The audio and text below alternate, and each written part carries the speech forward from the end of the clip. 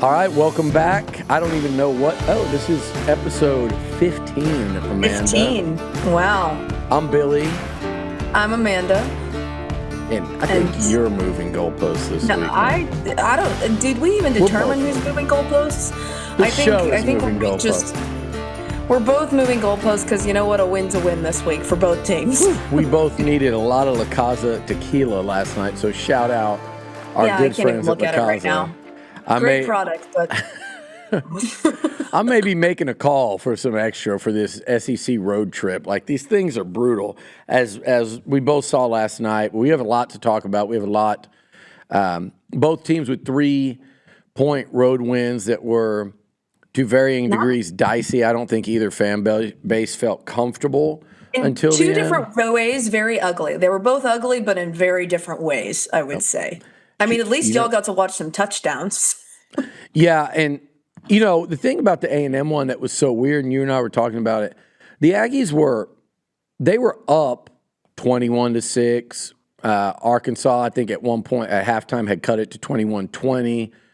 Then A&M just scored right away to go up 8. It was always kind of between in the second half, and they always played with a lead and at times a 2-score lead where you were just that one stop away from ending it.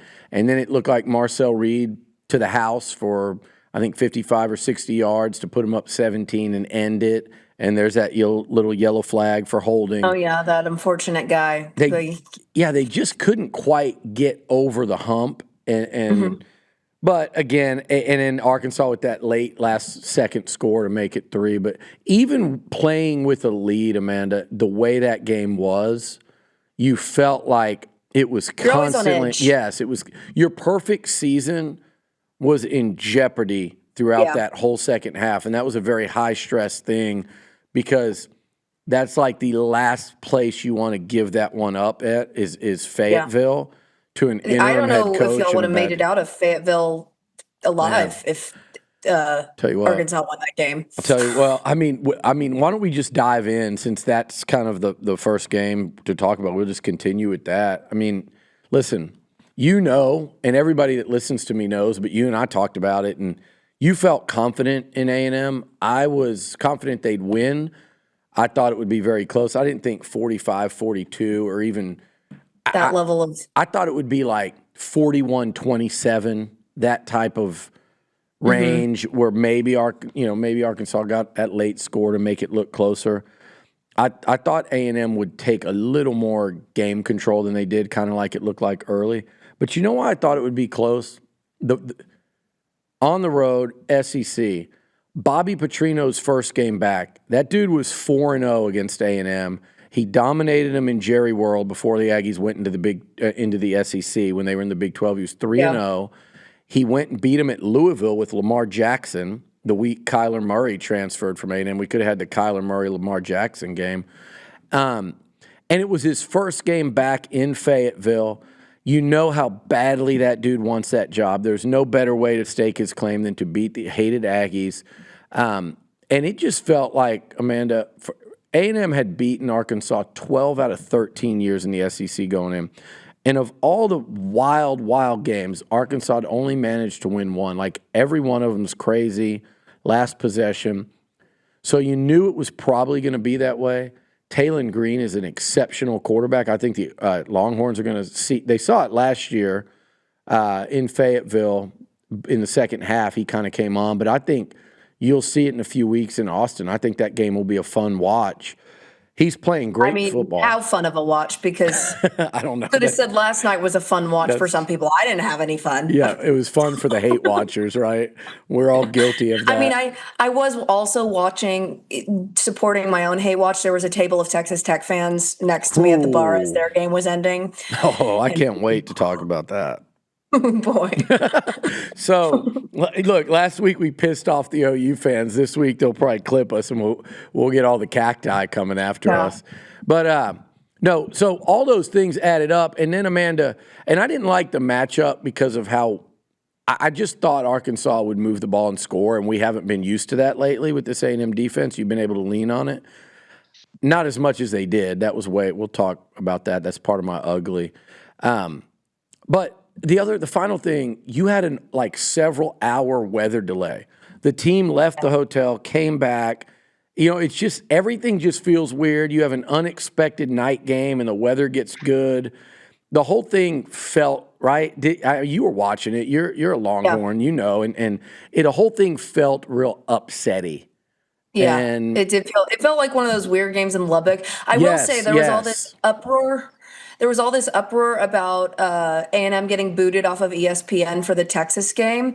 I will say they made sure to keep the A&M game on the bar that I was in, and the Alabama fans I was with were very much not happy that A&M took the priority over Alabama, Tennessee. So A&M does take the priority in at least in this state I'll take that. as TVs in Dallas, Texas. Yeah, shout out Hendy's on Henderson, my boy Cody. But if you're up in Dallas, new bar, go check it out. But aside, I did watch last year. I did not go to Starkville for that game. It's one of the places I don't go to anymore. We'll talk that in a second too. And I was in Nashville for that one and watched at a Bama bar. Watched Alabama lose to Tennessee with nothing but Tide fans. That was an experience, let me tell you. That was a fun. Sometimes you just got to immerse yourself in the SEC and Deep South football, and that was one of those experiences. But I was worried about the game. I really am a firm believer in at this point in the year when you're playing a lesser team, you win and get out of there, and you hope that you don't come away feeling worse about yourself than when you went in. Whether A&M have won by 10, 17, or 3 last night, you just come out of it feeling intact and feeling healthy and feeling like you didn't learn, like you don't feel worse about your team. And I don't feel worse about the defense. I've got concerns against these explosive offenses.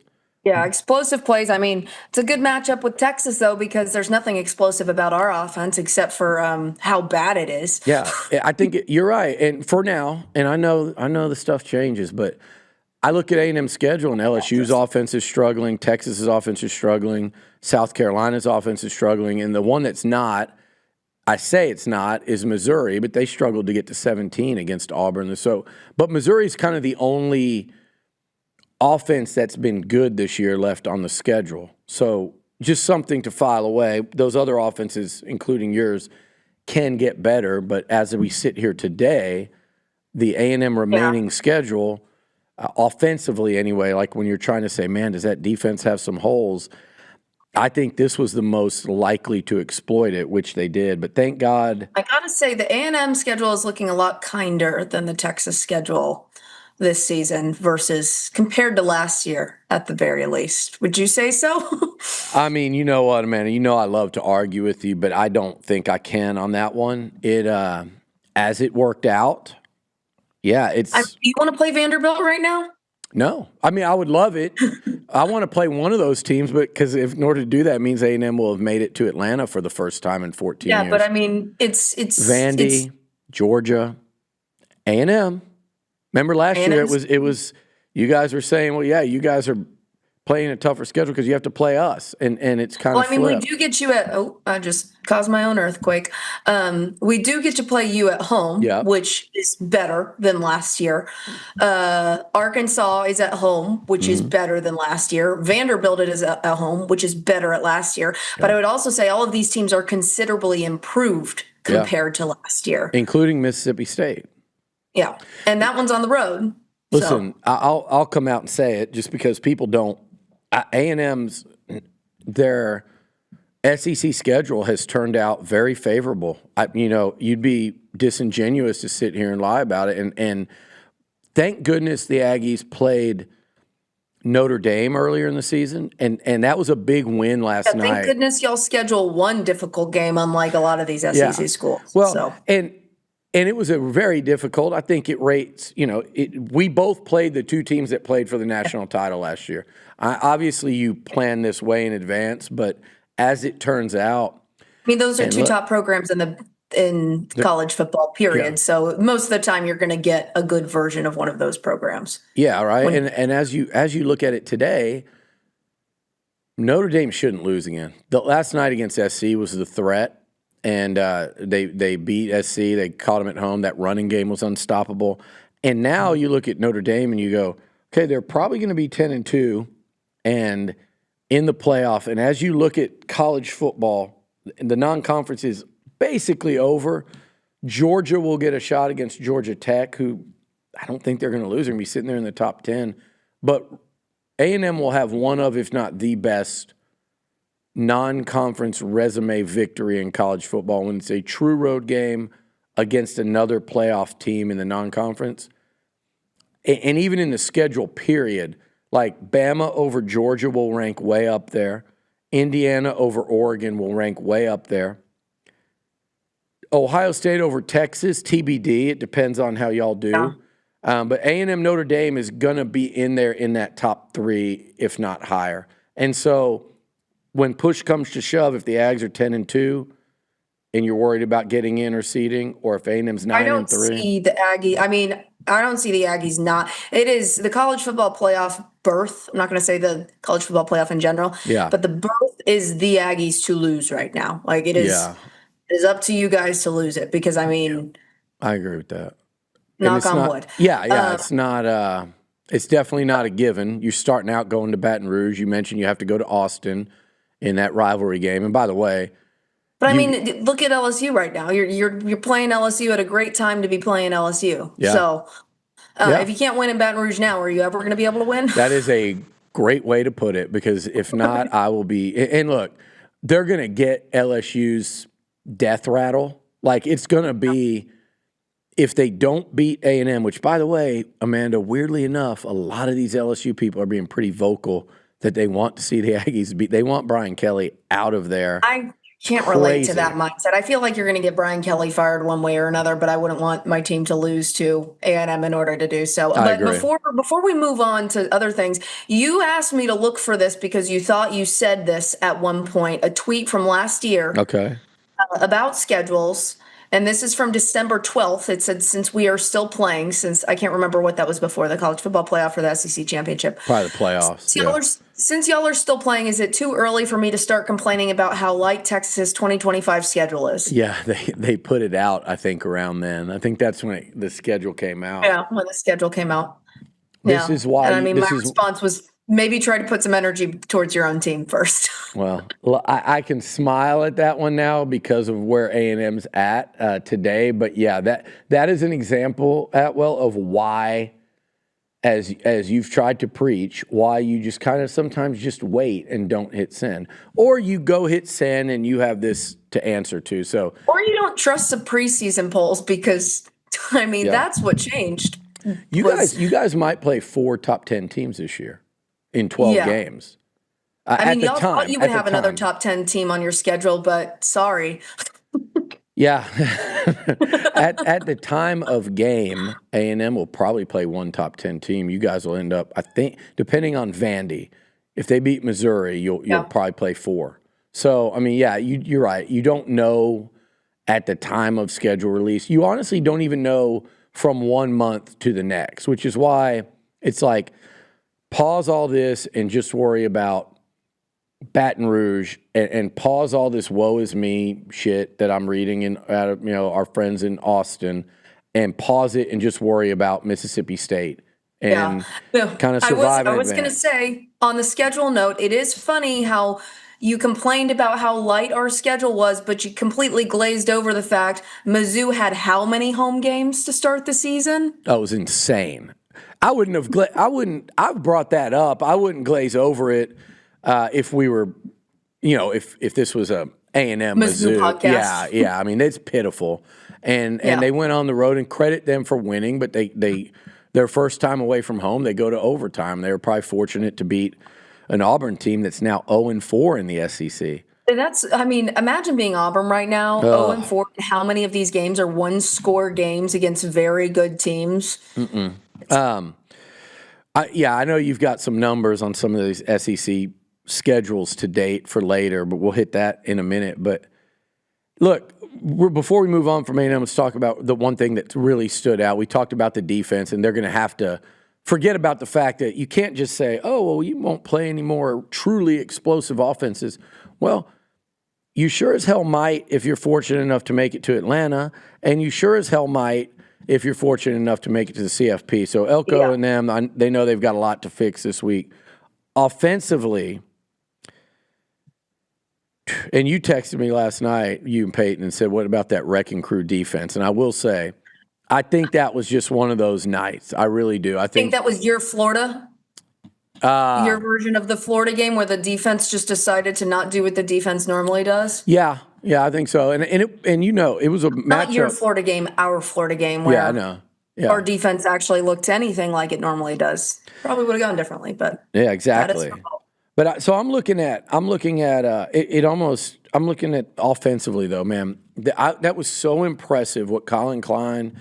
So this is 2 games now, and really, if you combine it with that Florida game, I took not offense, but I was like, I bristled when I heard y'all on the show the other night and saying, it was an ugly 34 points.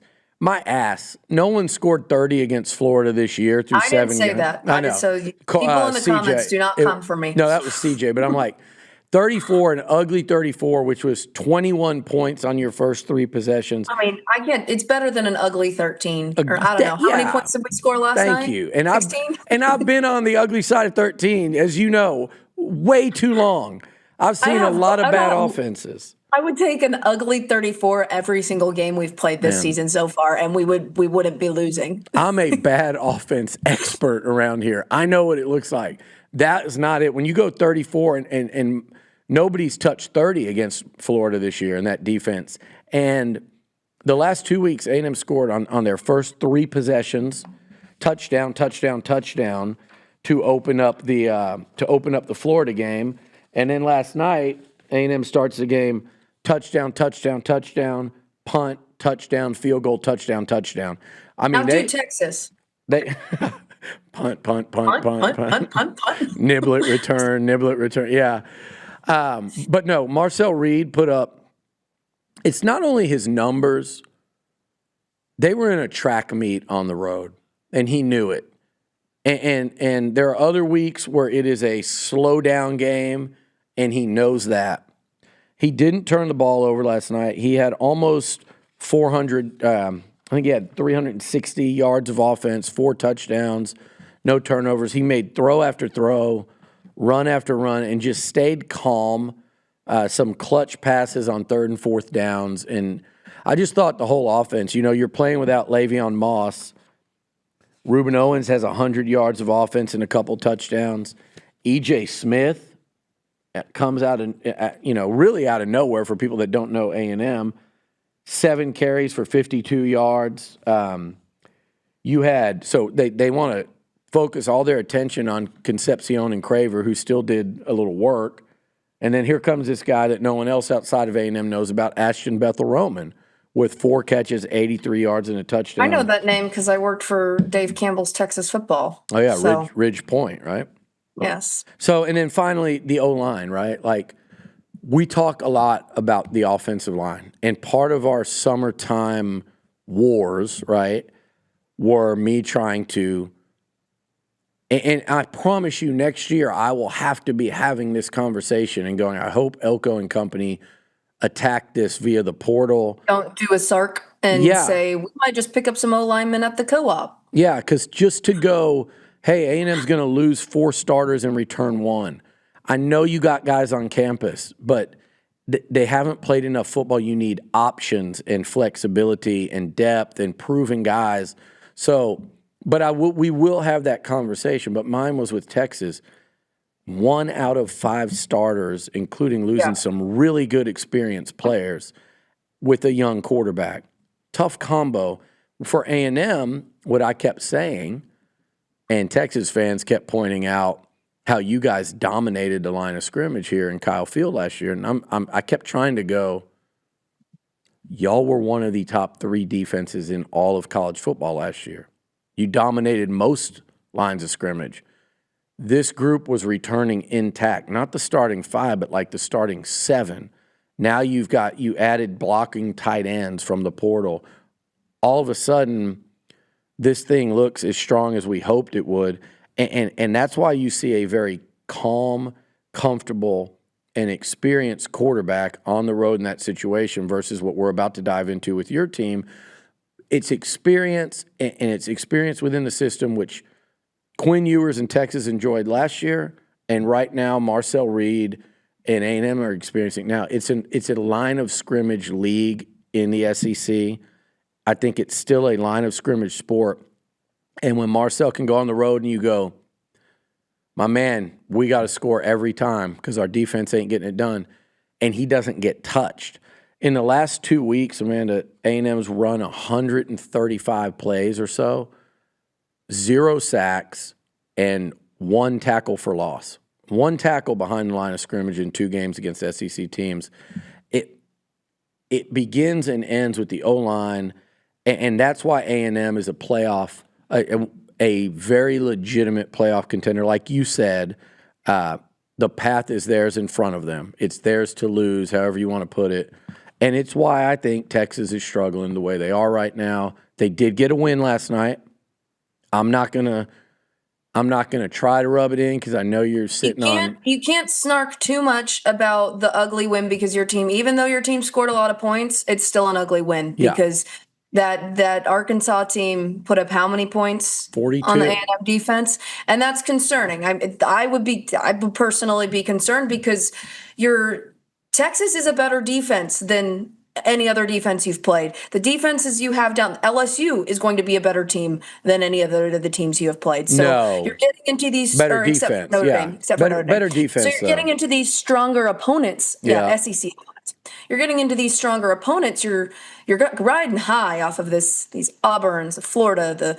And Florida does have a good defense, but you're about to enter the stretch to where there's going to be less leeway. I mean, you keep LSU in the game for that long, you're not winning that game like you are against Arkansas. You're playing with fire. Oh. I mean, but yeah. So the defense concerning, but I feel like Elko also has proved that he can address things thus far and rectify them. Now, do we want to get into I have this listed in our rundown as what the F was that game, which perfect. was the I Texas like that. Kentucky game last night. Oh, I see it. I didn't even see that in the rundown. Yeah, so, I mean, I was comfortable going into this game, and, I feel like Texas fans enjoyed a good 6 days of happiness, thinking our offensive woes were at least, even if they weren't solved, they were going into in the right direction. I will say I educated a lot of men at the bar last night that did not realize that 2 starters on our O-line were injured in practice this week. No more center, and then it was Cole Hudson and Connor Stroh, both injured out for the week. So 2 of 5, and already you finally found something that seemed to have worked somewhat against OU, and you're having to rework that all over again. Yeah, 1 step forward, 2 steps back. Yes, and that's exactly what it felt like with this offense. It felt like you took 1 step forward with OU and 2 steps back with Kentucky. Now, at least this game, your defense showed up to keep you in the game, unlike they did in Florida, but it was I don't even know what to say about the offense at this point. I think one of the biggest frustrations I have is the commentary with Arch is coming back, where it's just completely, and it's one thing to criticize a quarterback. It's another thing to post stuff like, this is the worst quarterback in Steve Sarkisian's offense ever. It's the worst quarterback we've seen at Texas, worse than Hudson. That was an actual Texas fans post that thinks we're friends. No. I mean, the drama, one, you don't know anything about football if you're blaming this all on Arch Manning. He had some really, really bad misses last night that could have ended up in touchdowns. Yes. Yeah. Do I also think he would have been playing a lot better football and probably hit those players if he hadn't been completely rattled by getting his brains knocked out every other hit?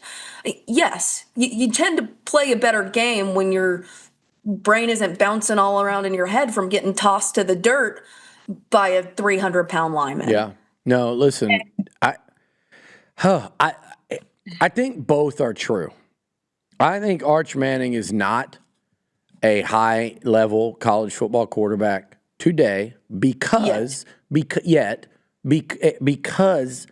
the offensive line has not allowed for that. It's the same thing I said about Marcel Reed, but in a different component. He will be as good as the tools around him. Yeah. Marcel has really good tools around him. Let me give you another A&M example. How about Haynes King? I saw Haynes King a couple weeks ago on their bye week. He looks happy, healthy. He is a dark horse Heisman contender. He's got Georgia Tech on the top 10, I think. I think they're top 10 as of this week. And he just found the right fit for his. When he was here, there was no blocking. I think in his second start, he broke his leg. Then he came back the next year and played hurt all year because, like you said, he's getting bounced around and hit and slung around. And then he got somewhere that had an O-line develop around him. They weren't in the SEC. He was able to grow into it. This was my concern for Arch, and I'm not like sitting here concerned for all things Texas, but my concern for a young quarterback in this league is that dude would have been a lot better with last year's football team. I think you said that on Twitter today or these yesterday. These are the same people that were begging for him last year. Yeah. And you know what? You would have gotten a pretty good version of Arch Manning last year because he had an NFL grade O-line in front of him. Mm. So, but I will say the one thing about him getting not hurt, but like mental shell shocked. Like, I mentioned David Carr last week. Just like DJ Lagway is the same way right now, and I worry about I'm watching Sellers go through the same thing. He's getting sacked like every other play by LSU and OU. These guys, if I don't want to say it's not fair because it's freaking football, but Arch Manning is a young quarterback in a bad offense right now, and he's part of the problem because there's a bigger problem.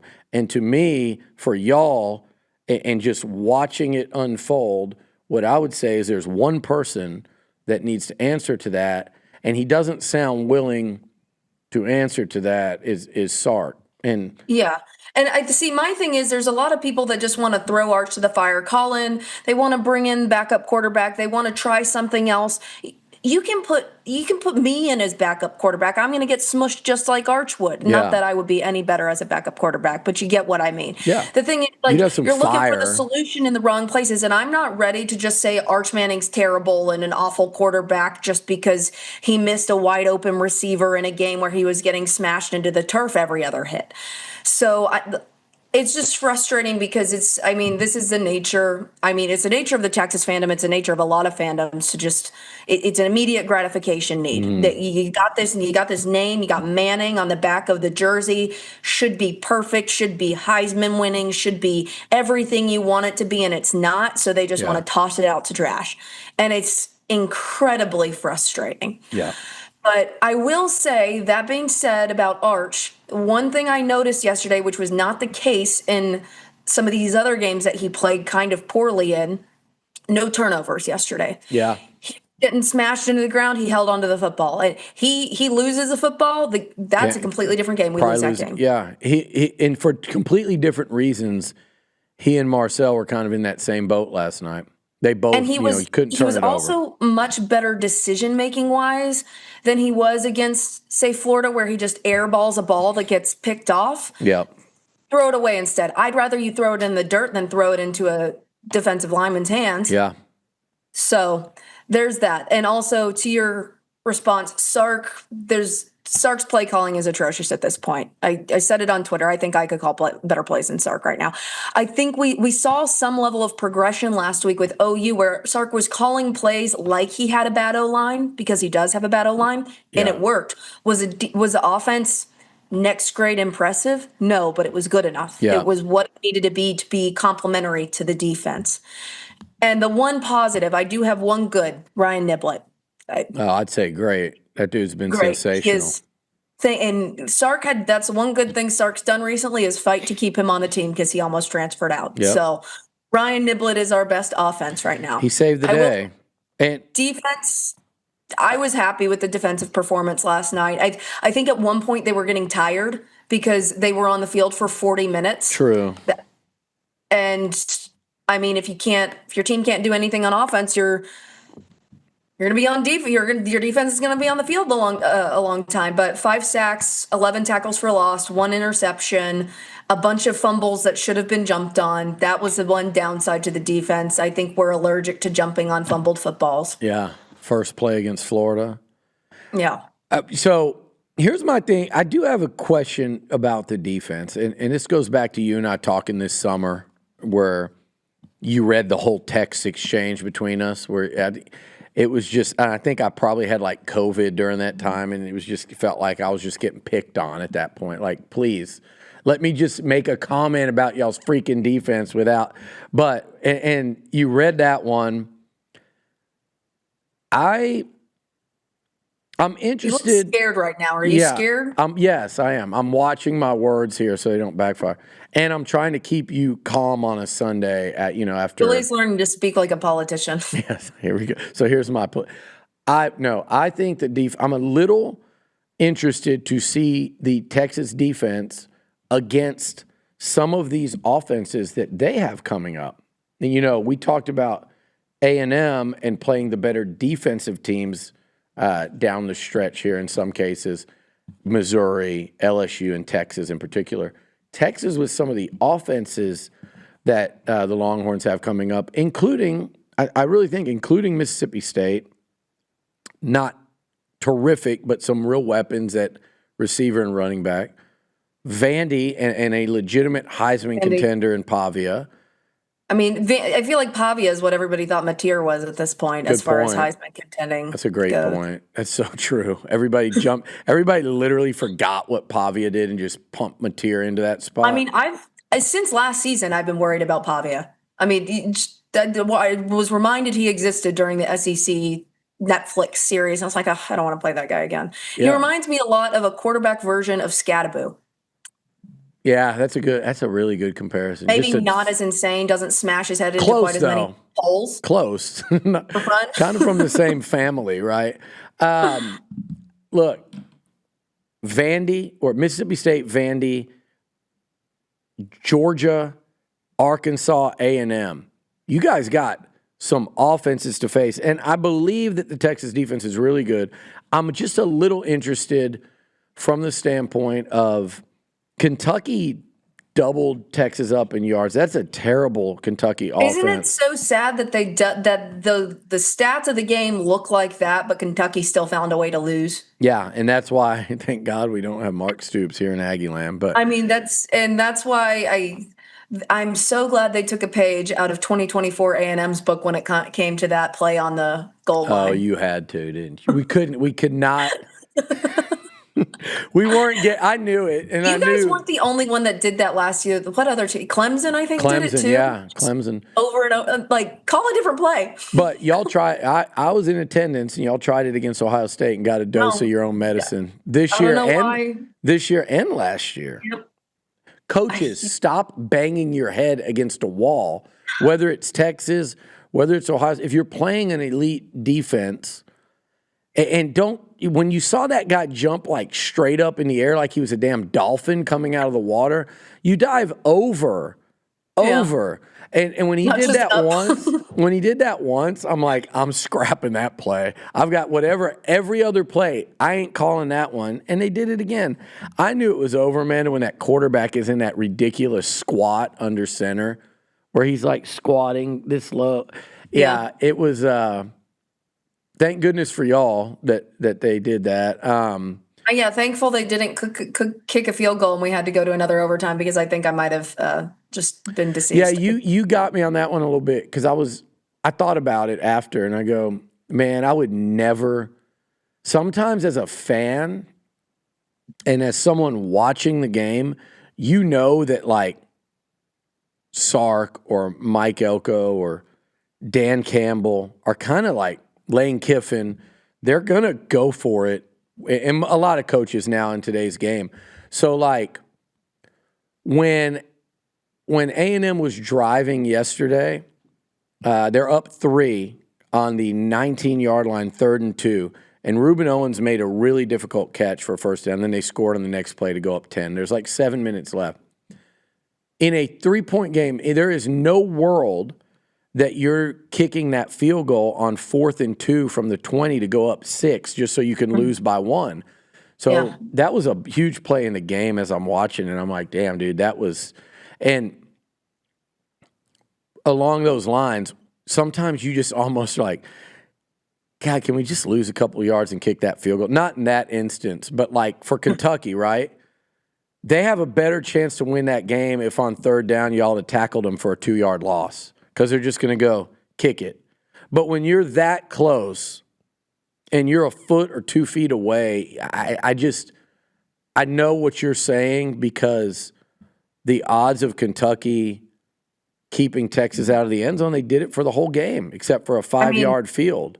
Yeah. So you're right. Like I thought about it, I was like, magically going to be to get rid of his yips for that game or call a better play call? And you're just but you're that close, and it's just like I have to do it. And coaches will get caught up in that, and they don't. I think you gave yourself. They always think they can score from inside the 1. I will say another reason I think that game went as poorly as it did is because once again, and this happened to Texas last year when Texas played really poorly. It was because where'd the run game go? What happened to our run game? I mean, obviously, it's still missing CJ Baxter, but you have Wisner. Christian Clark was doing really well. And what is the leading rusher of the season, Arch Manning, wasn't really getting much of an opportunity to do a good scramble like he normally does.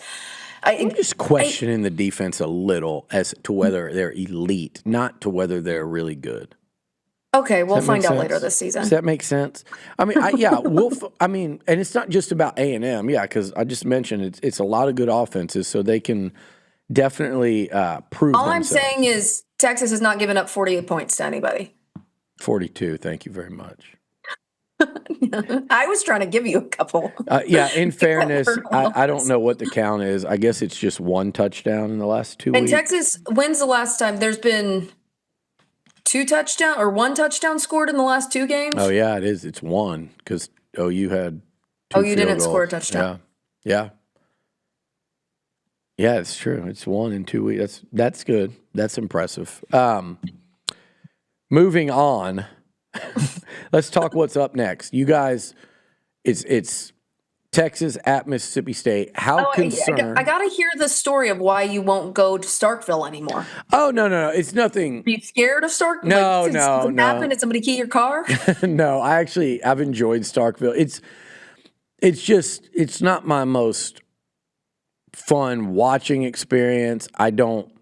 No cowbell for you? Yeah, it's cowbelly, and it's the stadium's not cowbelly. Is that a new word? It's a little cowbellish, cowbelly, but it's just you.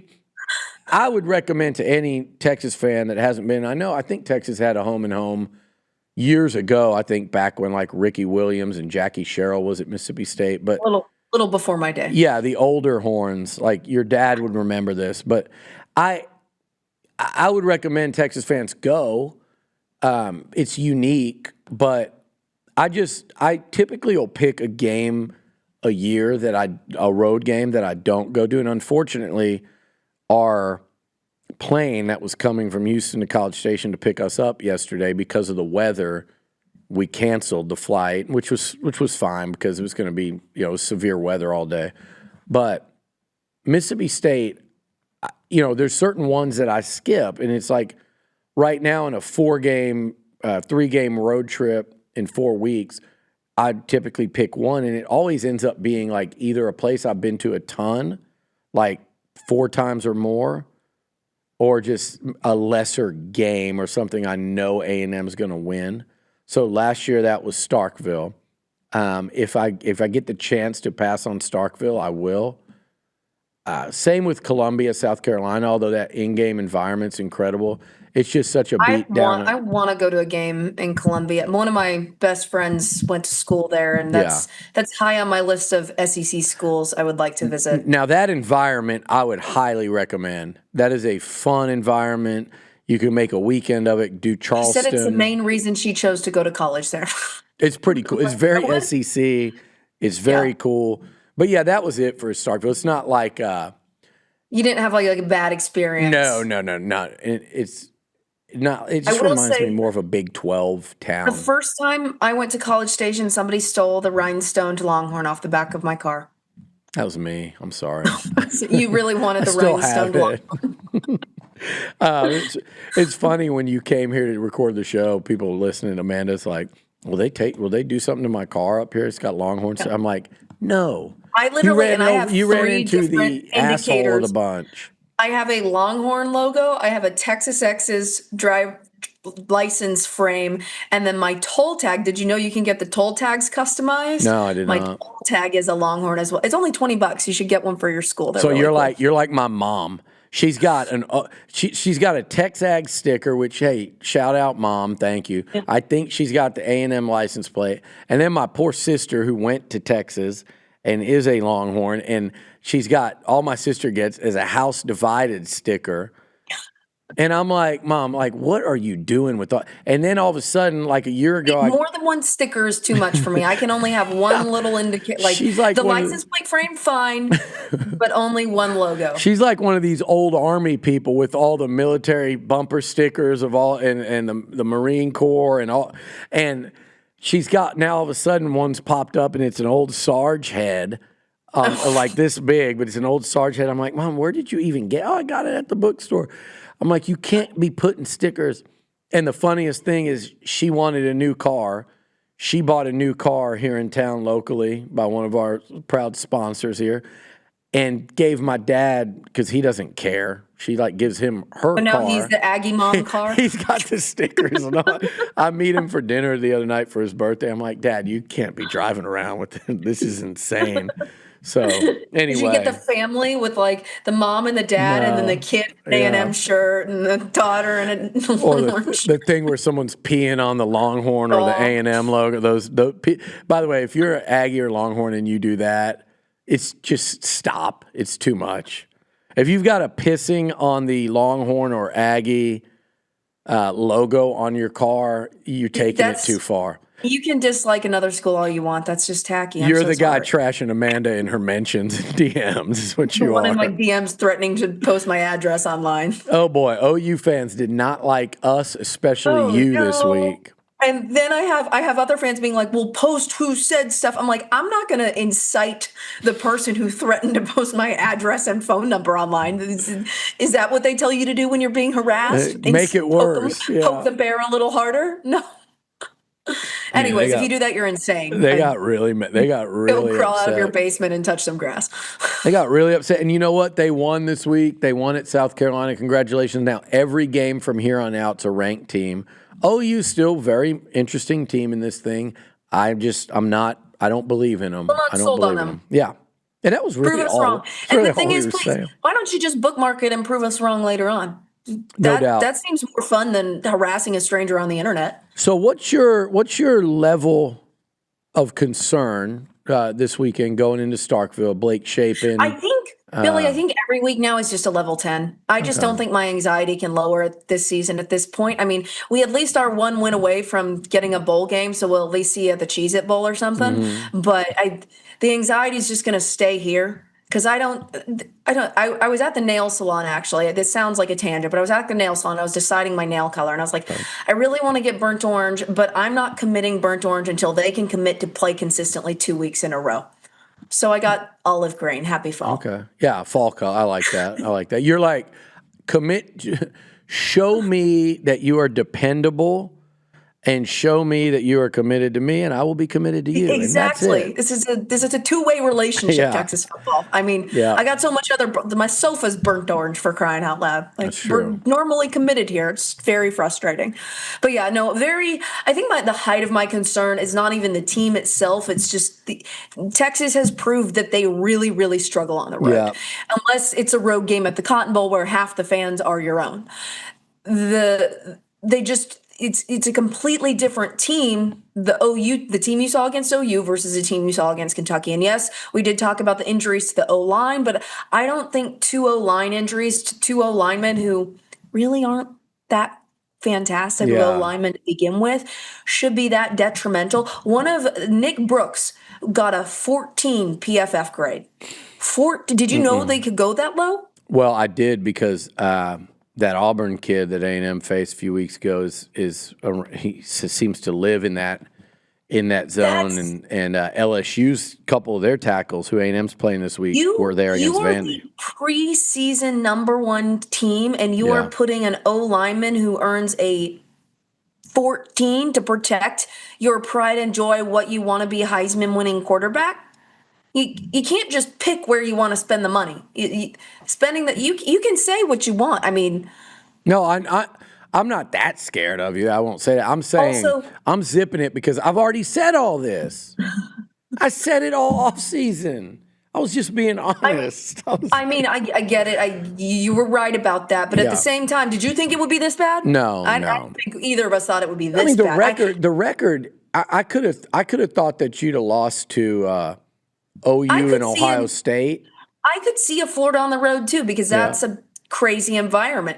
But in the way it happened, I mean, I don't know. Are you on board with me now about this SEC thing? Like, and I've it was said you that were saying that there was no such thing as a gauntlet last year for Texas. I've never not said SEC wasn't a gauntlet.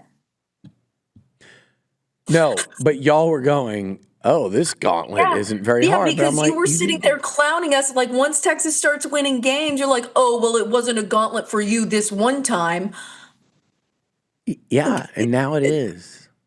Okay. Now it is. Like, okay, at the beginning of every year, we're going to have Billy predetermine which SEC team actually has a gauntlet, because it's not all of them every single year. It's only the ones that he hand picks that are gauntlet schedules. Is that how it works? 4, 5, 6, 7, 8, 9, 10, 11. Oh, sorry. Were you? Here's what I think. I think when you look at your schedule before the season. You also didn't think it was a gauntlet last year. Sorry, I cut you off again. I didn't. Oh, yeah. And now you're rubbing in that the SEC schedule is a gauntlet. I just think, but I'm kind of giving credit, like, hey, go win your game by 3 points against Kentucky. It doesn't matter anymore. What matters is fixing the O-line. It's a win. You avoided disaster in your own way. A&M avoided disaster in their own way. It just. And last year, I just felt like you guys, other than Kyle Field, which you came in and handled your shit, there's no question. But other than that game, it was like, man, you missed so many. This year, it's tough. This story is how the SEC gauntlet makes me feel. It's this. What is that? It says what I posted on my Instagram. I lived, bitch. Yeah, it is. It is. That is how, I mean, me and Pitt were sitting at the bar last night just. I hated every second of that. But anyways, yes, it is an SEC gauntlet, Billy. Thank you. Hey, wouldn't you rather be playing Indiana's schedule the rest of the way? Wouldn't you rather be playing Ohio State or Texas Tech? Texas Miami Tech looks lovely right now. Miami, and by the way, we'll talk about them in a minute, because we were saying they play nobody, and guess who lost? We talked about schedules a little bit I can't remember if we were just texting about this or not, but if you look back, the Big 12 is measurably worse than it was a couple of years ago. It's been a gradual slide, and now it's when you guys. You remember a good K-State team. You remember a good Oklahoma State team. Yeah. You remember Tech being Tech. Like, they'd have a good year, they'd have a bad. Tech had a really bad string of where they didn't win a single Big 12 game against a team other than Kansas for like 6 years. But other than that, you'd have Baylor occasionally, TCU. TCU's played for a college football playoff. It's been that is not the Big 12 it was a couple years ago. And they think they have their big money guy, Texas Tech, was too obsessed with tortillas to get a win. Yeah, I think they were distracted. They were so worried about tortillas this week, they forgot that they had to play football. Kenny Dillingham's little crazy ass can coach. And you guys know that Levitt can sling it when he gets hot there at Arizona State. And they've got a great receiver that. Gotta say, forks up one time only. They got a great receiver that did not play in y'all's game last year, Tyson, who's one of the best in the country. But they did have that guy named Scatabo. Oh, geez, he's so fun to watch. He is so fun. He's funny. He's not going to have a long NFL career, I don't think, with the way he treats his poor body. Hey, But most of have them fun while we watch it. exactly. Most of them don't, so you may as well milk it But for all he's it's worth. extra special, running headfirst into brick walls. I don't think that does good for your CTE odds. He's nuts. He should have been a fullback in the 1970s. He's so funny, though. You got to look at him on social media. If you guys have not looked at Cam Scadaboo's social media, He's fun, and you can tell the Giants love him, and they're like, this guy's spectacularly nuts, and they like the personality of their team. He's a personality hire of the office. So, in summary for A&M this weekend, I'll just say this: it's can Elko and A&M go 2-0 in this brutal. I say brutal. It's just brutal. It's 3 road games in a row. In 2 of them in exceptionally tough environments. 2 of them against good teams. It's 1 bad team in Arkansas. It's 2 good teams in LSU and Mizzou. I think Death Valley and Fayetteville. And actually, I think Columbia will be crazy if they have something to play for, which beating Vandy would make that probably a college game day environment if both teams win this weekend. But they're going into Death Valley and Baton Rouge. And what we didn't want Elko to change was the tradition of beating Arkansas. So it's 13 it's or 14. It's a night game, right? It is a night game in Death Valley against LSU. And the last time, let me ask you, what year were you born? I know this stat because I was a singular year old the last time this happened. In what year? 1994. Yep. I was born in 1993. Oh, baby Atwell, sitting there having no idea. You were probably inadvertently doing like thumbs up, at that age. No, there's actually a picture of me in a bib that says Future Texas X. I've seen it. But look, you were 1 year old. And wasn't that the very good time for Texas A&M football? I'm pretty sure that's my dad chose to have kids around then because he didn't really want to watch what the Longhorns were putting on the field. He was like John Malkovich, my ass. We'll David change the diapers David McWilliams. So A&M would win that game every year. LSU stunk. LSU was bad for like 30 years before Nick Saban got there. Nick Saban came to the rescue. But it's not like the Aggies haven't played there every year since 1994. They took a break, but when they joined the SEC, they started playing there, I guess, 2013, and then every other year since. So they have not won there since joining the SEC. So it's one of the... That's crazy. Hell, A&M's beaten Alabama twice since being in the SEC, but they haven't won. Did y'all beat Bama at Bama, right? One home, one away, yeah. Yeah, that's what I thought. But they haven't beaten LSU there since. So this is yet another kind of first, hey, let's shake it off and break it. A&M had lost 10 straight road games before Elko got here. 10 in a row. And Elko has done incredible. I do think with the coaching carousel too, I do feel like Elko's probably hanging on. It's getting weirder and weirder by the day, but I never fully trust the turnaround's very impressive. I will say. Yeah. I couldn't say it quite yet next year because it's like you went 8-4. I would have much rather been 8-4 in Sark's first year than 5-7. Yeah. But that's just the first year. And I said this after the season. I was like, if I was an Aggie, I would be happy with 8-4. First year under a head coach, and he's proving that Aggies should have been happy with that as his first year. It was a good so sign. Far, right? Don't want to speak too much too soon, but so far. And I like that they won that game the other night. It reminded me a lot of that Auburn game that they lost last year. Just kind of a shootout, and you kind of lost control of it a little bit. You should win that you lost control of. Yeah, absolutely. And so that shows growth. It shows progress within the program. You always say that you lose big, you lose small, you win big, and look, I think A&M right now is in that win small, growing to win big. If they can win in Baton Rouge, here's what's at stake, right? If you get to 8-0, and they'll be a heavy favorite against South Carolina at home, and then you got obviously Samford in their last non-conference.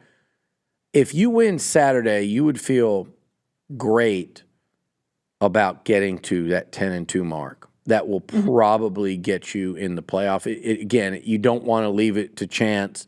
You don't want to lose a game. If you beat LSU, you want to go into a bye week and go beat Missouri and be 9-0 and try to be we get all that. But as we sit here, breaking down their chances, what a win in Baton Rouge would mean to this team is I think most people around the country that cover college football would say, yeah, they're going to end up in the playoff. And it's not guaranteed, but that would be, I think, just a massive step. And it would also be a huge step towards, again, Amanda, you guys went to Atlanta last year in year one. And I joke about the schedule and stuff, but come on. You were one of the two best teams in the SEC. Everybody and that watched. And if we had this Shipley guy instead of Bert Auburn, we would have been not national champions. SEC champions. I said that yesterday. Thank God for that guy. National champions too, maybe, because without him, the way Shipley kicks compared to how Auburn did. Without him, you lose to Kentucky. Without him, I mean, Red River would probably look a bit different without him as well. He hit some really important ones there too. So, well, it's 2 weeks in a row with 4 wins between the Aggies and Longhorns. So hopefully they keep it going this weekend. Let's go around the SEC real quick. I think we've hit some of this, but what a weekend. Starting Friday, Miami, Mario Cristobal goes Mario Cristobal. He lets Carson Beck throw 4 picks. Carson Beck goes Carson Beck. That was insane. 4 picks. You lose to Louisville at home. And now Miami don't play anybody else, but that might keep them out of the ACC title game, which might be a good thing for them because they can just ride 11-1. But man, they looked really beatable the other night, and I think to some degree they're on fraud alert. My biggest beef with this game was in the post-game press conference when Carson Beck was answering a question about that last interception. And he did put some blame on himself, but then he put some of the blame on the receiver as well. Yeah, you can't do that. That's always been the knock on him. That just kind of tells me all I need to know how you are as a teammate. And that, I don't know. That always made me been the knock on him. There's a little like Spencer Rattler in there where it's like, is it about you or the? I'm tired of seeing Sid the Sloth in college football. Yeah, it is so true. And then look, other top tens to go down. Ole Miss, I think they went out on their sword. That was a hell of a game with Georgia. They proved that they can play with anybody. I'm going to tell you right now, the Egg Bowl. Ole Miss is going to go into that Egg Bowl this year against a good solid Mississippi State team. Not good, solid team with their playoff hopes on the line, and I'm here for it. But Ole Miss, LSU, get them the hell out of my top 10. Vandy, that game. You're being vindicated for your LSU fraud alert all year long. I was, and here's the thing. Vandy put it to them, and you go look. I look at my guy T-Bob, his Twitter after that game, a former LSU national champion, and he was going off on the culture there and saying that game, Matt Flynn was saying that game wasn't really close. Their national championship QB. I saw Booger McFarland weighing in. A lot of former players really didn't like what they saw. And losing to Vandy will do that to you because these guys remember Vandy as the dregs of the conference, which credit Clark Lee. He might be coach of the year in college football. I know Elko's in the conversation too, but my God, what Clark Lee's done. I like Vandy when we're not playing. Yeah, that's how I am right now. I'm like, I'm glad because they have a real shot at the playoff too. I mean, at the playoff and the SEC title. But LSU top 10 loss, and then the one that I think shocked most people was Texas Tech at ASU. And I know they had their backup quarterback, but their fans all told me how great he was. They will. And are there any more cacti in your mentions today? Kind of cleared out a little bit. They've cleared out. All I've heard about is how they would just beat the piss out of A&M and beat the brakes off the Aggies. And A&M's ducking them, and Texas is ducking them. Are you happy that we beat the absolute hell out of them right before we left the Big 12 now? Yeah, and A&M did too. On our way out? And the Aggies won 3 in a row on the way out too, just like y'all did. It's like but it doesn't have an effect on them. No, and I told you this stat. So I covered Texas Tech football for 2.5 years. I went to most of their home games. They did not win a single game in the Jones the entire time I was there. Really? A single Big 12 game. Wow. I only went to Big 12 games. I didn't go to the Kansas game. And that was over the course of 3 football seasons. They did not win a home game. I am so used to the Jones just being cleared out by halftime. That's what I thought football was there. Yeah, I wish I knew that because I remember the good Tex. I remember Wes Welker. It was really easy to dodge the tortillas because not many people wanted to bring them in. They'd still be at the tailgate eating them. I remember Wes Welker, Zach Thomas, Cliff Kingsbury. That was Cliff's time frame. It was the end of Cliff, the beginning of who was the next guy? Harrell and Crabtree and all them. And I mean, I remember, Sonny Dykes. Spike Dykes, not Sonny Dykes. And Tech was a hell of a place to have to go play. Zebby Lethridge felt like played there for 50 years. Tech, I respect what they do out there. That is a hard place to win at. But they just it's their Twitter fans, and it's not even it's not even the actual players or coaches at this point. It's just the fans are just in a little world of their own. Maybe some dust has gotten into places it shouldn't get into. They just hate Aggies and they hate Aggies and Longhorns so much.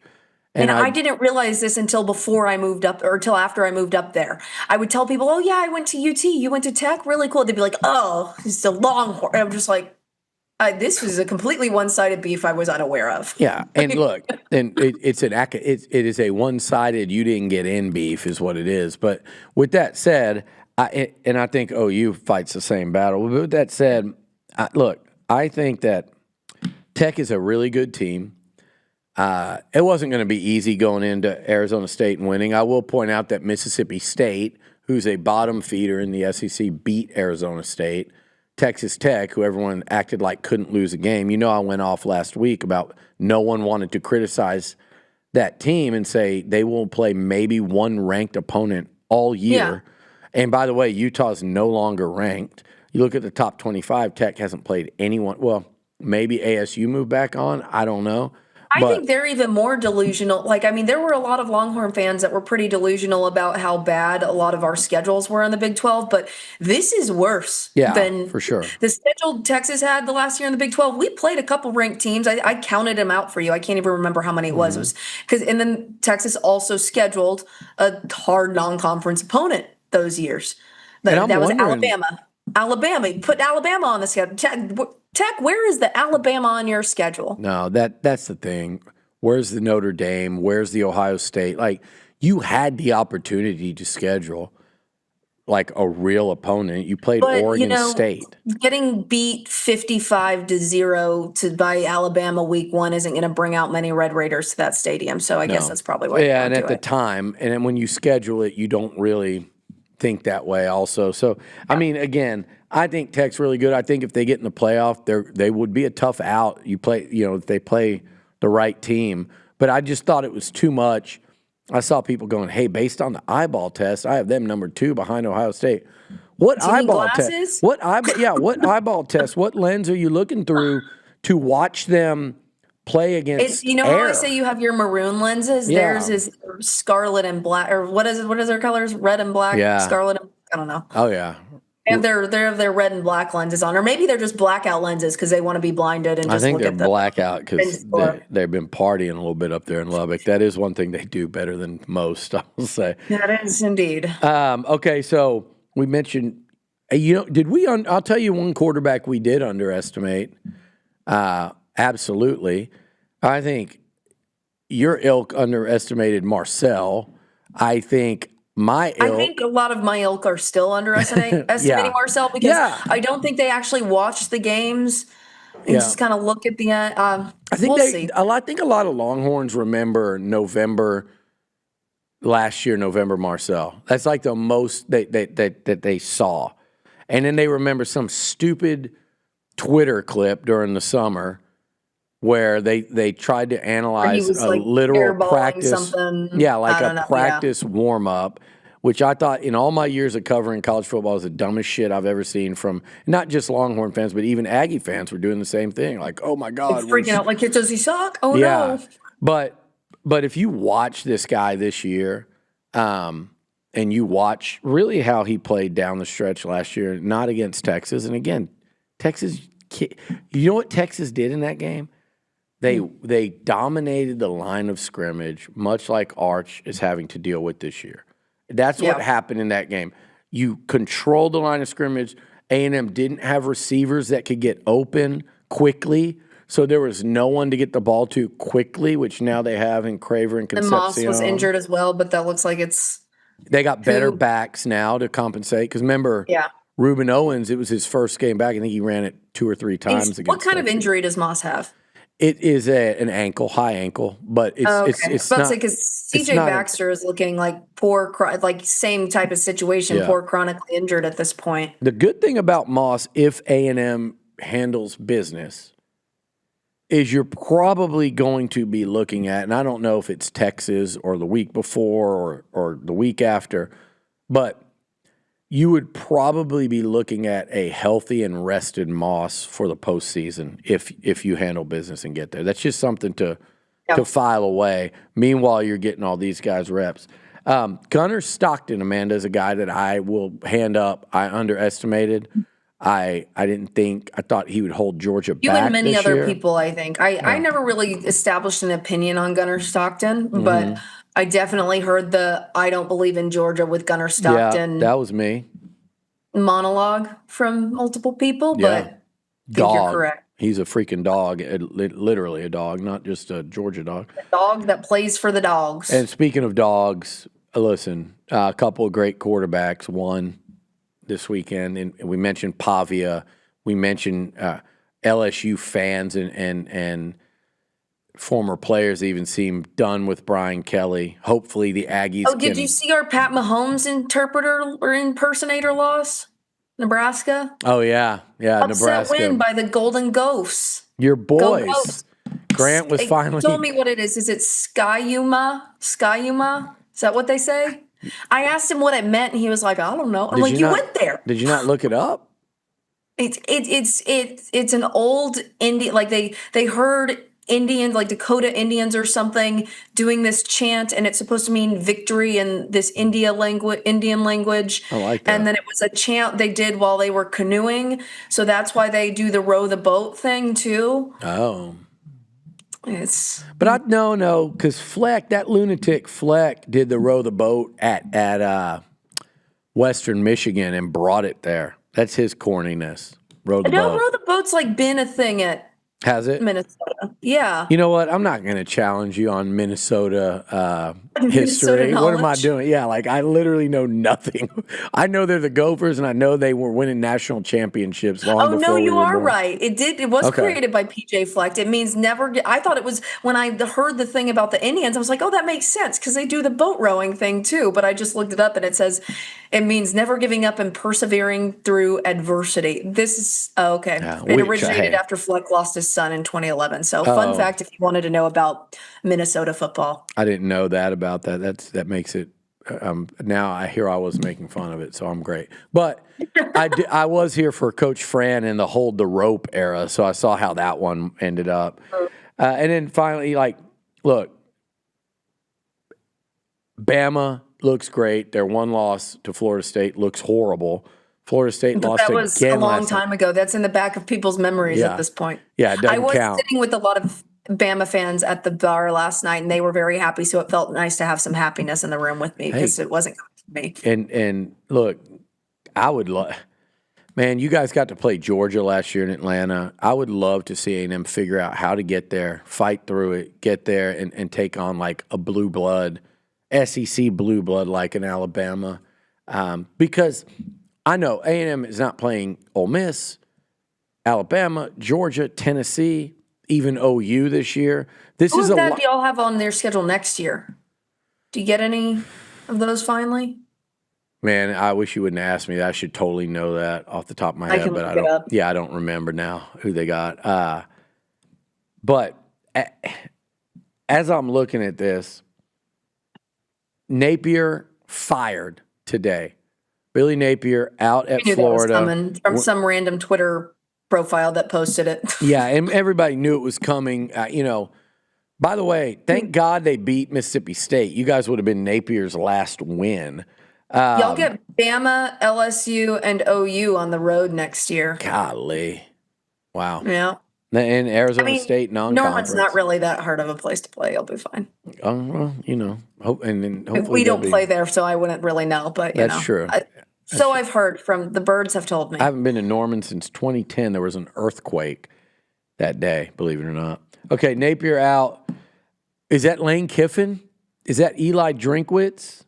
I feel like I will predict, and I'm not going out on too big. I feel like that is going to lead to further SEC shakeup. Who's next? Is it Florida? Last week it was James Franklin. This week it's Billy Napier. It's Penn State. It's Florida. Arkansas's open. Oak State's open. You got a lot of jobs. You know what insane thing I saw? A Texas fan post James Franklin in a Longhorn shirt saying they want James Franklin. James Franklin's actually my dude. I like James Franklin. I root for him. You're not firing the 2 games are lost, and you want to fire the. I think. Oh no, they're not. Before fire Sark. No, and you guys were interested in him during one of those coaching searches. But no, not to say that James. I'm saying though, you know where I could see him. I'm saying how ridiculous that fan was being of just like not even the hire James Franklin. It's no shade to James Franklin. It's just you want to fire Sark because the offense struggled in a win over Kentucky. You know where I could see him end up. I could absolutely see Florida State fire Norvell because they suck. I mean, he is, Amanda, think about this. They should have been in the playoff 2 years ago. Their quarterback got hurt and all that controversy of, should they be in? I completely forgot about that. And then they went, 2 and what last year? They are, imagine saying this about the Texas Longhorns, the Texas A&M Aggies. They are 1-11 in their last 12 conference games since then. From being down bad. From being on the cusp of a national title. I don't see how they can hang on to him. Mark it down. Like, don't be shocked if James Franklin ended up there in Tallahassee. Yeah. Just something to file away. And then Hugh Freeze, 4 losses in a row. I know they're hard luck losses. This guy has started 0-4 in SEC play every year he's been at Auburn. This is a program that's won a national title 15 years ago, played for one 12 years ago. Like, that's a proud program. I just don't see how that coaching carousel there doesn't keep turning. You saying that won a national title however many years ago, played for one however many years ago, reminds me of Texas. And it reminds, like, if Texas went 0-4 and starting in Big 12 and SEC play, I would say even 2 years in a row. Yeah. Bye. Look at this. Since A&M got in the SEC, Auburn has had Gene Chizik, their first year. That was his last year, 2012. Which, by the way, he won the national title in 2010, but most people say that was exclusively because of Cam Newton. But Gene Chizik, Gus Malzahn, who played for the national title in his first year, got fired. Brian Harsin, now Hugh Freeze, and I think they'll have another one. They will have had 5 coaches since Texas A&M joined the SEC. That's crazy. 5 coaches. That's insane. That's an insane amount of turnover. I think they're looking at it again. And finally, nationally, we mentioned Notre Dame over USC. Just Marcus Freeman's name will come up a lot. That dude can freaking coach. Notre Dame and Jeremiah Love might be my favorite non-A&M player in college football. His story is so good. Notre Dame, a lot of people hate Notre Dame.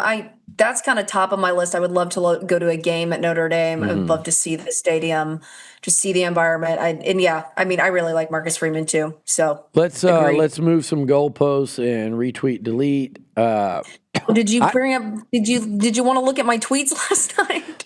Both of us were crashing pretty hard at the end of those games. I wasn't tweeting though. I almost did at halftime. When you get quiet during a game, that's when I know something's not good. But I don't typically, if people that don't know me, I've text with people, but I don't typically tweet during games because it just always ends up being something. You go, I wish I wouldn't have said that. And I wasn't going to be wrong, but I was going to fire off some at halftime, just thoughts and how bad the defense was. But I was like, you know what? And they didn't. But what if they just come out and just shut down? Like, once you open that door when you're that emotional, I'm looking at. Yeah, I probably should have shut that. Every time I was on my phone, Peyton looked over me and she's like, "What are you doing?" I'm looking at Amanda Atwell, and man, it's taken me so long to go back and find it. Never a doubt.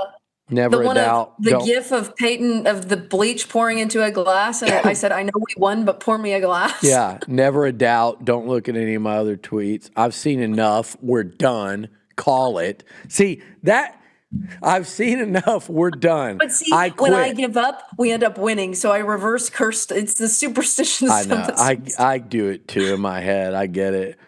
Give PK a raise and take offensive play calling from Sark. This is the most accurate one you've said all night. Niblet. That's all I had. That's all I had to say. The one cheering, the one positive one. Man, this is fun. Hard to get a damn pass off when you're getting your damn teeth knocked out in a half a second. Trying to stay positive. All right, you were fun on Twitter last night, and if we lose this, they're rushing the field. Yeah, which you know that was coming. So, but they didn't, and you won. Those were my retweet or deletes, and I know you don't care. You're like, just leave them up. Just retweet them. I mean, the emotion still stands. They put me through that. I have not forgiven Texas football for putting me through that. If Texas can lead Mississippi State by at least 10 points all weekend next week, I'll forgive this weekend. But you know what? I do not think that's going to happen. So here's one that I have. You printed it out like an old man? No. We're going to put it up. I did not. Okay. I'm going to start keeping track of old jokes because I think we're on like one a week now. You've like settled into. Get out his glasses to look at, make sure he's reading it right. You have settled into a little too much of a comfort zone with these old jokes. Okay. Now, I'm sure your staff loves them. As I squint at my this tweet. Petrino greater than Sark. You had a lot of fun with that one. You, Miss Atwell, got me raked over the coals and back, and you've probably recycled it. I think it's like when you're really bored or you wake up like for your morning work shift or, Pilates, yoga class. I use this one initially out the gate a few times, but I haven't brought it back up in a long time because I have a folder where it's like ones I've used.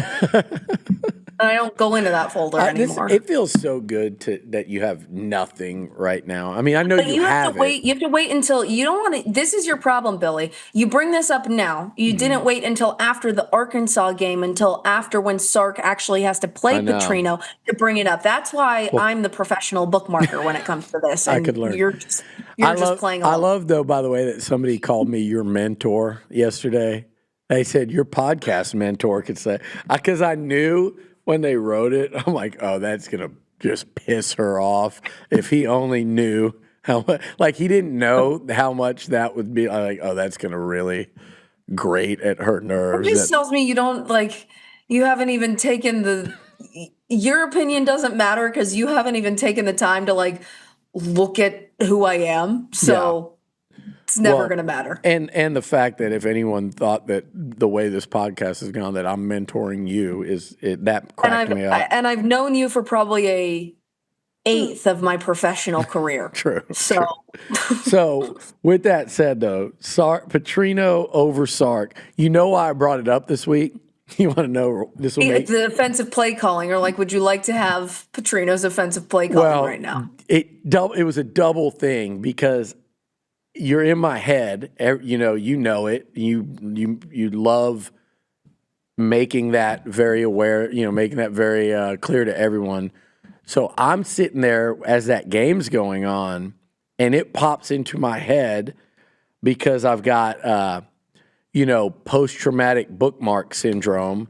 And I'm like, dude, if freaking... I thought it was battered Atwell syndrome. Yeah, it's battered Atwell syndrome. And I was like, if we end up losing this game to Petrino, and she quote tweets that thing with Petrino greater than Elko with a question mark, I already thought it out, and I was like, oh, my God, just one more reason why we can't lose.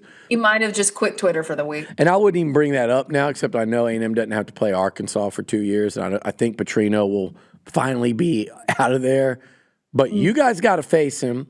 So I have one last chance for the grand renaissance. Are you glad you didn't delete it? You held on to it? Held on to it. Might come back to So my question is, indicated? if I gave you your choice Saturday against Mississippi State, and I said, who you want calling, and look, I'm not saying you have to fire Sark. This is hypothetical. Who would you rather have calling plays? Because that's what I meant by that tweet. Was I just thought Petrino's career as a play caller, and I thought he was really damn good. I was wrong because he didn't get to do that here, and it showed. Yeah. Like, he didn't do much of anything special here at all. So that tweet was wrong. But at the time, I'm like, dude, compare resumes. Well, This guy's really good. I don't care who it is. We can have Nacho calling play calls. I just want somebody that's not Sark doing it because it's obvious. I don't know what it is. It's not working. And I think it's a point where he just needs to kind of suck up the pride and know that, like, that's something he needs to be the manager, not the one calling all the shots, because something's not working, and it's pretty glaring at this point. He scraped by with it last year. I think there were times last year where you could say that, I mean, you saw it. You were at the Cotton Bowl. You saw what happened. People can blame whoever they want for that game against Ohio State. Sark set Quinn up to fail that game with the play call. And it's something that is still an issue. And it's honestly shocking to me at this point, because I feel like Chris Del Conte holds a pretty tight leash on these programs, that's not something he's expressed that, like, I'm seeing this as an issue. But I don't know the inner workings of them. Yeah, it'd be pretty interesting if after the season, it's hard to do that when you've got the leverage of 2 straight Final Fours and an SEC title game appearance, a Big 12 championship. Yeah. A long season to go, but I mean, if they fell off to like an 8-4 or worse, which I don't see. I could see 8-4, but I couldn't see worse than that. At this point, transitional season 9-3. I can go to bed at night and sleep happily with that.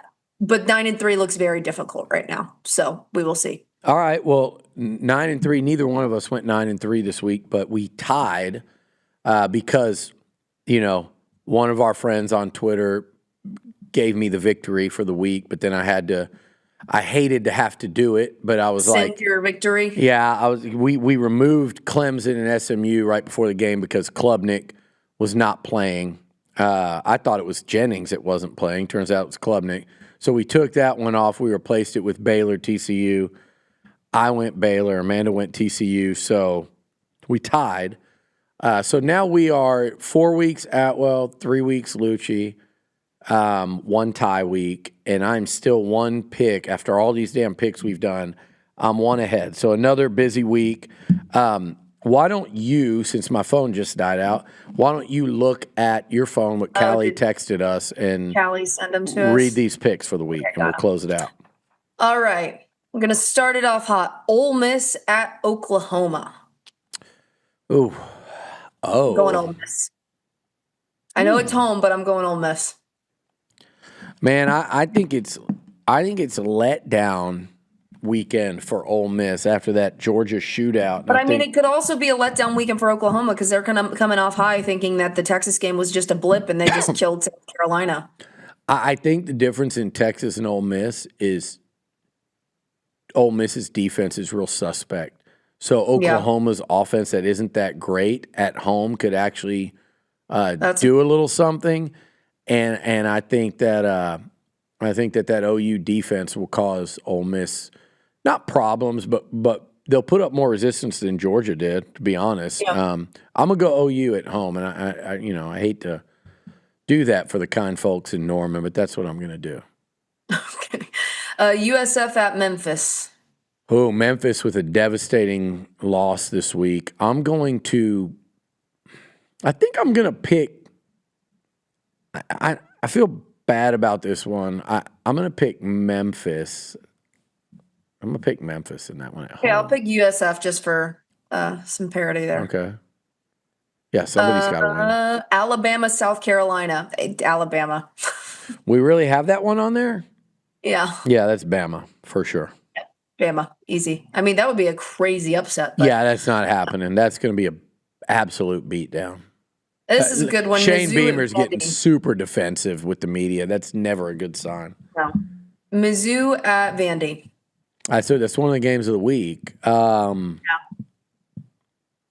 Would I dare pick against Pavia and company at home? Yes. I'm going with I don't know was going to pick why. Mizzou too. I don't know why. I'm going. I want Mizzou. Yeah, are we going to agree on this one? I think. I guess so. I think He's going to go back and change it in 30 seconds. No, Watch. I'll stick. It's tough. Now you give me a reason to pick Pavia. Give me a second on that one. Go ahead. Okay, we'll return. Auburn at Arkansas. Oh, that's a good game. Hard luck, Auburn. Really good defense. Scrappy Arkansas. I'm going to go with, golly, might be one of the toughest ones of the week. I'm going to go with Arkansas at home. I want Auburn. Okay. I think Auburn finally gets the bear off their back. You're picking defense over offense. I'm Defense picking offense over defense. Most of the time. Not last night. not for the Aggies in Fayetteville. Not for the Aggies. Okay. Baylor at Cincinnati. Cincinnati's ranked. Cincinnati might win the. They're going to 21. be. I keep riding with Baylor. They keep letting me down. I'm going to do it one more week. Cincinnati. I'm doing Baylor one more week. No offense to your boy Travis and my boy. Yeah, I gotta go with the Kelseys. I mean, my guy Brent, another former Bearcat out of that group. I'm going to go upset. If they don't win this week, don't ever let me pick Baylor again. It's done. Okay, I'll hold you to it. They lost me last week. I would have won the week if I wouldn't have picked them. Okay. All right, BYU at Iowa State. I'm going to go BYU. I hate picking against Matt Campbell at home. BYU's ranked 11. Yeah, they just seem better. They just seem like the better team. We get to pick one of the. We'll do one more of these other ones, and then we'll pick Texas and A&M. Okay. Either UCLA, Indiana, Tennessee, Kentucky, or Syracuse, Georgia Tech. I think Tennessee, Kentucky could get funky. It's at Kentucky. No, I think you know what we should pick? But the problem is I think we'll pick the same pick. UCLA at Indiana is. I don't know. We both pick Indiana, right? That's too easy. Indiana's Even though UCLA's figured it, it's crazy how they're playing, but yeah. All right, you want to do Kentucky, Tennessee, just keep it in the SEC? Sure. It's at Kentucky? At Kentucky. Tennessee's reeling. They've lost 2 in the SEC. They can't lose another one. No. They're very similar. The UTs are very similar right now. I'm still going to go with the Vols at Kroger Field, I think. Okay. Should I do an upset there? I think you can do it. I think you might. I think you've got. Yeah, I'm doing Tennessee. Yeah, I think I can't believe in it yet. Don't be drunk off of Texas playing poorly. Somebody needs to That's a bad team. To see this is a tough place to play. That quarterback for Kentucky stinks. So Aguiar versus whatever the hell his name is, I'll take Joey. Yeah. And then our final two, Texas. A&M LSU. I'm gonna go the Aggies. I don't feel great about it. I feel good about it. Here's what I think. Texas A&M. I'm gonna go into that game just going this. Texas A&M they're better than LSU. That doesn't mean they have to win Saturday. Yeah. But we're 7 games into the season for both teams. A&M's better football team. They're more well-rounded. They got more confidence and momentum. They're going to get LSU. I'm telling you, if the Aggies win this weekend, I think LSU will crater. I think they'll quiet quit. They don't know they have, but they will. Their spirit will be broken. But A&M is going to get their best shot. This is it for them, and that's why I think it's going to be really close. But I think the Aggies finally break through there in Baton Rouge in like a 3-point game. Oh, this one's difficult. Yeah. I don't want to pick LSU, which is weird. Yeah, because I know you like them. Normally. I see a lot of similar struggles with LSU's team right now as far as the O-line goes, protecting Nussmeier. I'm gonna do LSU just because it's at home, just for parity. Okay. I think A&M will probably win. I'm gonna pick LSU. I think this is similarly to how I said I thought LSU's first game of the season, it was going to be them getting the monkey off of their back, winning on the road for the first time. Yeah, in was 5 it Clemson years. They played? Winning an opener, yeah. Yeah, winning the opener. I feel like I have a good feeling that this could be that for A&M with LSU. Okay. But at the same time, I don't know. Flip it to A&M. I'm betting on A&M. Okay. I wish you wouldn't have done that. Because you pick A&M and we win. Yeah. But the reason why I wish you wouldn't have done that is because I wish I had something here because I am. What is that? I'm picking Cowbell, Mississippi State. Oh, upset. you are? Okay. I've been on the receiving end of that upset. I thought you were like having a old person problem there for a stop. second. Like, do you have Twitch? Do you have Parkinson's? What is going on here? Oh my God, dude. That's it. Now I'm just brought a mug on and was just shaking it. I'm like, are you a beggar? Do you need some change? I'm a peddler. Things are not going well here. No. Going on? Oh my God. That's 2 old jokes. I'm telling you, I'm going to start keeping count. I'm going to carry this mug around and you're going to owe like a quarter each time. Spare change for the. Please, ma'am, can I have another? I'm going to go with Texas to fall in Starkville because I'm telling you, it's a tough place to play. And all right, flip it back to LSU. all you just did now is you probably canceled us out. Yeah. All right, you're going Longhorns, right? Yeah. Yes. But not a confident. Whatever it is, we're not going to cover. I am going to pick Vandy to beat Missouri. Okay. So I'll do that one. You're really anti-Pavia, aren't you? No, I don't. I like Pavia. I think he's a I feel like you're just pissed that. Huh? I feel like you're just. How about you getting like 2,000 likes on the tweet about Johnny wearing Pavia, and it wasn't even from that day.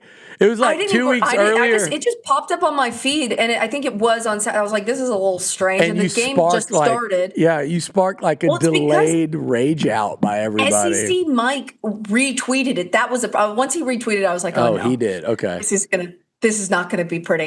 But I mean, and I wasn't even trying to be insulting. I was genuinely confused. I was like, because I don't know if I've seen John. Has he been on the sideline of any A&M games this year? Not this year. He's coming to South Carolina. Okay, because I haven't seen him on the sideline of any A&M games. So he actually lives in Nashville now. That's part of it. Well, that makes more sense. And I mean, thank you to all of the nice Aggies who explained the relationship and how they developed a relationship and how it's cool that he's supporting him.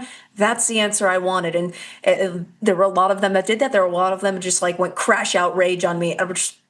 I'd be saying the same thing if it was Vince Young. You're kind of like me at this point, like with the Twitter thing. Like, no one's ever going to assume that you're well-intentioned, even when you are. It's just, So people just have to realize I probably take this less seriously than 90% of the men that get really angry at me on the internet. It's...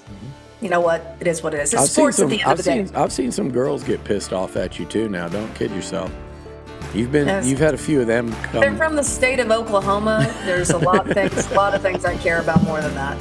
All right, Amanda. We'll do it. We'll be recapping another couple SEC games. Hopefully, another couple wins next week. So, I'm Billy. I'm Amanda. And we are moving the goalpost right on out of here.